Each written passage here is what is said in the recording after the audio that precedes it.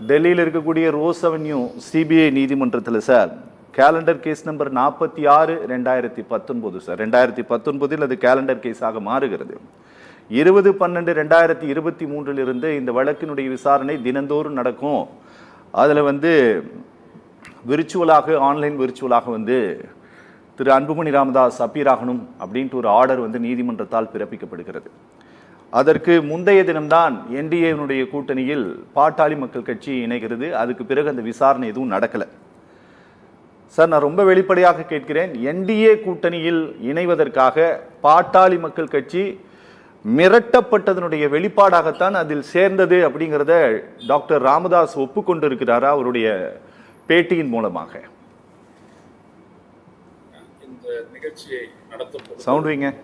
எனக்கு என்ன நம்பிக்கை இருந்ததோ அந்த நம்பிக்கையை முதல் வாக்கியத்திலேயே அதை நிறைவேற்றுவதற்காக உங்களுக்கும் சத்தியம் தொலைக்காட்சிக்கும் ஒரு நன்றியை தெரிவிச்சுக்கிறேன்.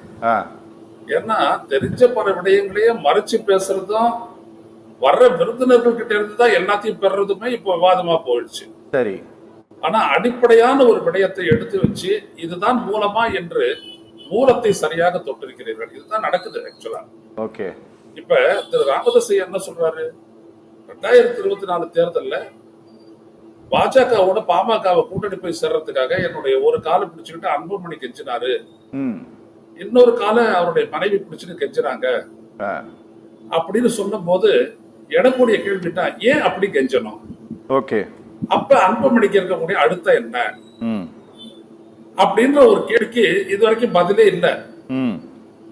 நீங்க இந்த கேள்வியின் மூலமா அந்த பதிலை நீங்க சொல்லிட்டீங்க. இந்த நாட்டுல என்ன அப்படின்னீங்கன்னா எல்லாரும் ஒரு உயர் பதவியை வகிக்கிறாங்க.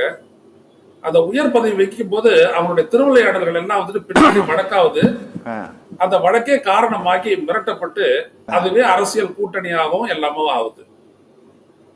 இங்க தமிழ்நாட்டுல காலொன்ற முடியாத பாஜக என்ன பண்ணுது அப்படின்னம்னா ஒரு பெரிய கட்சியான பாட்டாளி மக்கள் கட்சிய இந்த சூத்திரத்தை கடைபிடிச்சு தன்னுடைய வழிக்கு கொண்டு வருது.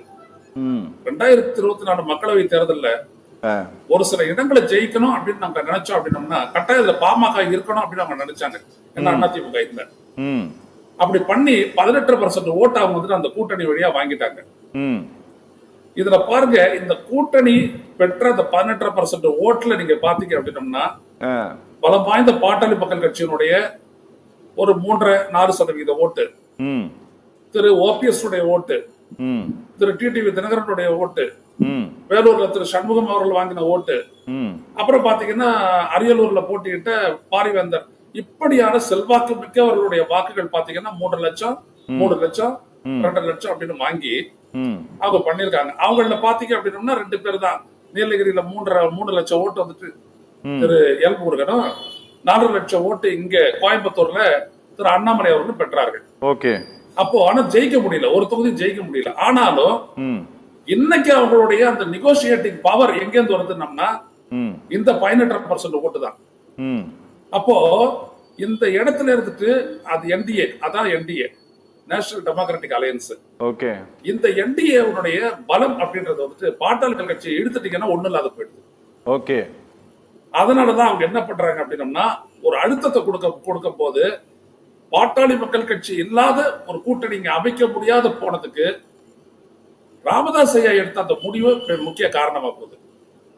அதாவது அன்புமணியை அவர் செயல் தலைவரா ஆக்கினதுக்கு பிற்பாடு இங்கே அமித்ஷா இங்க வந்திருந்த போது தேச ஜனநாயக கூட்டணி அப்படின்றதனுடைய ஒரு அறிவிப்பை வெளியிட வந்தாரு. அது வெளியிட முடியாமலே போயிடுச்சு. அதிமுக கொண்டு வந்தாச்சு டேபிளுக்கு, ஆனா பாமக கொண்டு வர முடியல. உடனே மத்தவங்களையும் அவங்க கூப்பிடல.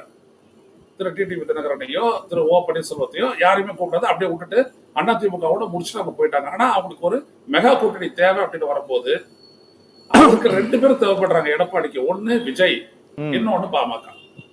இவங்க 2 பேரும் திமுகவுக்கு ஒரு டஃப் கொடுக்க முடியும் அப்படின்னு அவங்க நினைக்கிறாங்க. எனவே இந்த தத்தைக்கும் தடையனுக்குமான ஈகோவாறு பவர் ஸ்ட்ரகிள் அப்படிலாம் சொல்லக்கூடிய இடத்துல அடிநாதமா இது இருக்குன்றத தமிழ்நாட்டு மக்களுக்கு புரிய வைக்க வேண்டிய நிலையில நம்ம இருந்தோம். அது அழகா உங்களுடைய கேள்வியின் மூலமா நீங்க புரிய வச்சுட்டீங்க. நாம இதை தெளிவுபடுத்துறோம். இவ்வளவுதான். ஓகே. ஓகே. இப்ப ராமதாஸ் என்ன சொல்றாரு, நான் பாத்துக்கிறேன் கூட்டணிய, நீ பேசாத இரு. அப்படின்றதுதான் வந்துட்டு அவர் அந்த மாநாட்டுல, திருவிடந்தை மாநாட்டுல சொன்னது. இப்ப இதுதான் இவங்களுக்குள்ள இந்த இதாயிடுச்சு. அப்ப என்ன அப்படின்னம்னா, பாஜகவினுடைய ஊடுருவல் எப்படி பல்வேறு கட்சிகள் சிவசேனால இருந்து எல்லா நேஷனலிஸ்ட் காங்கிரஸ் பார்ட்டி எல்லாத்தையும் உடைச்சதோ அதே மாதிரி இப்ப பாமகலையும் அவங்களுடைய ஆளா அன்புமணி இருக்கிறாரு. அவரை கொண்டு வர்றதன் மூலமா கட்சியை வந்துட்டு பாஜக சார்பா கொண்டு வர்றதுக்கான ஒரு அரசியல் தான் அது. Okay okay okay. இன்னைக்கு எல்லா கட்சிகளுக்கும் இருக்கக்கூடிய சவால் என்னன்னா, இருக்கக்கூடிய தொண்டர்களை தக்க வைத்துக் கொள்வது அப்படிங்கிறது. புதிய உறுப்பினர் சேர்க்கையை விட இருக்கிறவங்களை தக்க வைத்துக் கொள்வது ஒரு பெரிய சவாலாக இருக்கிறது. ஏன்னா அடுத்தடுத்து புதிய புதிய நபர்கள் வரக்கூடிய காரணத்தினால் சொல்றேன். பாட்டாளி மக்கள் கட்சிக்கு ஒரு பெரிய சவால் இருந்தது சார். பாமகவில் இருக்கக்கூடிய பல பகுதிகளில் இருக்கக்கூடியவங்க பிஜேபியினுடைய ஒரு சப்போர்ட்டட் மைண்ட் செட்டாக மாறிக்கொண்டிருப்பதை நம்மளால பார்க்க முடிந்தது. சார், இந்த பிளவு அப்படிங்கிறதுக்கு பாமகவை எந்த வகையிலாவது பலவீனப்படுத்துமா சார்? ஆமா, எனக்கு முன்னால் பேசிய மதிப்பிற்குரிய ஐயா திருவாரூர் காந்தி அவர்கள் சொன்னதும் சரி, அதற்கு பிறகு கடைசியா பேசின ஐயா தம்பி பிரகாஷ் பேசினதும் சரி, ரொம்ப முக்கியமான 2 விடயங்கள். ஒரு எக்ஸிஸ்டன்ஷியல் கிரைசிஸ்ல போயிட்டு இருக்குது பாட்டாளி மக்கள் கட்சி. இருப்பே வந்துட்டு அதுக்கு ஏன்னா இந்த உடைப்பு, இந்த மாதிரியான ஒரு மோதல் இருக்கு இல்லைங்களா, நிறுவனருக்கும் நிறுவனரால் நியமிக்கப்பட்ட தலைவருக்கும் இடையிலான இந்த மோதல் நேற்றைய பேட்டியின் மூலம் அது ஒரு எக்ஸ்ட்ரீம் லெவலுக்கு, இதுக்கு மேல இதை வந்துட்டு இவங்களுக்குள்ள சமரசம் பண்ணி வச்சு கட்சியை காப்பாற்ற முடியாது அப்படின்ற ஒரு இடத்துக்கு போயிடுச்சு. இந்த இடத்துல இருந்துட்டு இதை மீட்கிறதுக்கான ஒரே வாய்ப்பு என்னன்னா, அதையும் ராமதாஸ் செஞ்சுட்டாரு அப்படின்றதுதான் வந்துட்டு பாத்தீங்க அப்படின்னோம்னா ஐயா திருவாரூர் காந்தி சொல்றது. ஏன்னா அந்த மூல பலம் அப்படின்றது வந்துட்டு பாத்தீங்கன்னா வன்னியர் சங்கம், இளைஞர் அணி. இதுல இன்னொன்னு இருக்கு, அந்த மக்கள் யாருடைய வார்த்தைகளுக்கு செவி சாய்ப்பார்கள். ஓகே, அதான் ரொம்ப ரொம்ப முக்கியம். இப்ப ஐயா ராமதாஸ் அப்படின்னா கிராமமா போயிட்டு கட்சியை வளர்த்தவர், அந்த மக்களுடைய அபிமானம் பெற்றவர். அப்படிப்பட்ட ஒரு அனுபவமோ மதிப்போ அன்புமணி அவர்களுக்கு கிடையாது. அதனால அவங்களும் எல்லாத்தையும் வெளிப்படையா எல்லாத்தையும் வெளிப்படுத்தி பேசல, நம்மதான் பேச வேண்டியது இருக்குது. அப்ப என்ன ஆகும் அப்படின்னீங்கன்னா, இந்த கட்சி வந்துட்டு ரொம்ப ஒரு ஆபத்துல இருந்து மீட்கப்படுறது ஒன்னா சேர்றது அப்படின்றது ஒண்ணு. அப்படி கூட அந்த டேமேஜ் வந்துட்டு பெருசா இது பண்ணிட முடியாது. இல்ல இவங்க 2 பேரும் உடைக்கிறாங்க அப்படின்னம்னா, ஐயா திருவாரூர் காந்தி சொன்ன மாதிரி அந்த வன்னியர் சங்கமும் இளைஞர் அணியும் சேர்த்து ஐயா எப்படி அதை ஹேண்டில் பண்றாரு, அவங்க எப்படி அவருக்கு வந்துட்டு ஒத்துழைப்பு கொடுக்குறாங்க அப்படின்றத பொறுத்து தான் இந்த கட்சியினுடைய இருப்பு வந்துட்டு முடிவாகும். மற்ற கூட்டணி எல்லாம் அப்புறம் இருக்கட்டும், எப்படி பார்த்தாலும் ஒரு 4-5% ஓட்டு அவங்களுக்கு இருக்குது, கன்சாலிடேட்டடா இருக்குது. இது இன்னைக்கு இருக்கக்கூடிய ஏராளமான கட்சிகள் இருக்கக்கூடிய ஒரு சூழல்ல வந்துட்டு ரொம்ப முக்கியத்துவம் வாய்ந்தது. அதை எப்படி பிளே பண்றது அப்படின்றது ராமதாஸ் ஐயாவுக்கு நல்லா தெரியும். ஓகே. ஆனா அன்புமணியை பொறுத்த வரைக்கும் அவர் தன்னை காப்பாற்றிக் கொள்ள அவருடைய அதிகார மோகம் அதை அவர் அப்படி கொண்டு போகுது. நான் என்ன சொல்ல வரேன்னா, பாஜகவோட கூட்டணி போகாதது அல்ல இங்க சிக்கல். கட்சிக்கான வாய்ப்புக்கான ஆப்ஷன், வெற்றிக்கான ஆப்ஷன் வந்துட்டு அதிமுகன்னு கட்சியே முடிவெடுத்ததுக்கு பின்னாடி ஒரு தனிநபருடைய முடிவு தான் பாஜகவோட போடுது.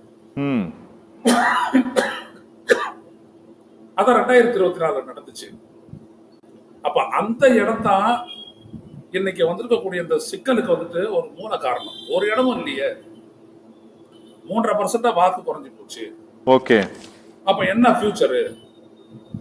அப்ப மறுபடியும் பிஜேபியோட தொடர்றதுனால என்ன ஆகும்? அந்த கூட்டல் கழித்தல் கணக்கு தான் அவங்களுக்கு இந்த மோதலுக்கு கொண்டு வருது. அந்த இடத்துல தான் நீ எடுத்த முடிவு தப்பு, நான் பாத்துக்கிறேன்னு அவர் சொல்றாரு. ஓகே. அப்படி கொள்கை ரீதியான மோதல் அப்படிலாம் எதுவும் கிடையாது. இதுதான் இந்த இடத்துல கவனிக்கத்தக்கது. Okay okay okay okay.